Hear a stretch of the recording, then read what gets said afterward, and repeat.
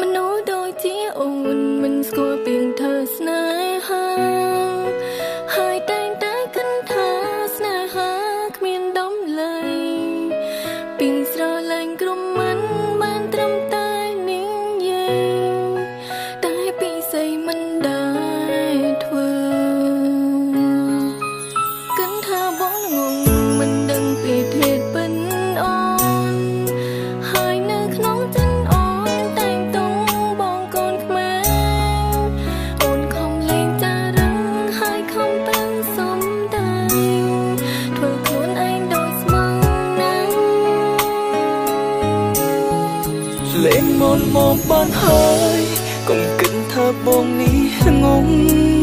ព្រោះមិនចង់បែកពីរូបមាសស្ងួនតែក៏ល្មមឈុំត្រង់ជាមួយមនុស្សស្រីដូចអូនបងសន្យាចង់ខ្វល់ហើយលំរកចង់ចាំដែលធ្លាប់បានសាងពីមុនឈ្មោះតូចតន់លែងមានក្នុងខួរក្បាលបងដុំបងថាស្រឡាញ់ឥឡូវស្អប់មកនួនអូនបងលែងចង់ជួបអូនហើយ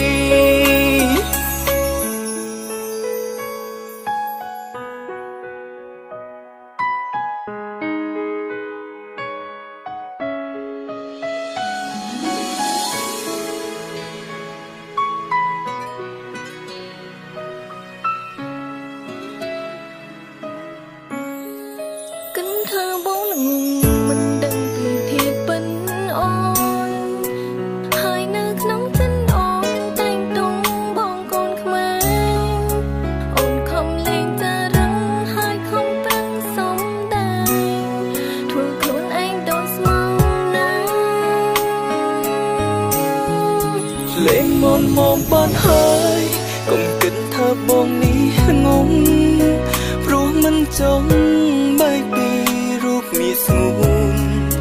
តែក៏ល្មមឈុំត្រង់ជាមួយមនុស្សស្រីដូចអូនបងសន្យាចង់ខ្វល់ហើយលំរកចង់ចាំដែលធ្លាប់បានសាងពីមុនឈ្មោះតូចតន់លែងមានក្នុងខួរក្បាលបងដុំបងថាស្រឡាញ់ឥឡូវស្អប់មកនួនអូនបងលែងចង់ជួបអូនហើយលេងមុនមកបានហើយកុំគិតថាបងនេះងងព្រោះមិនចង់បែកពីរូបមាសស្ងួនតែក៏ល្មមឈុំត្រង់ជាមួយមនុស្សស្រីដូចអូនបងសន្យាចង់ខ្វល់ហើយលំរកចង់ចាំដែលធ្លាប់បានសាងពីមុនឈ្មោះតូចតន់លែងមានក្នុងខួរក្បាលបង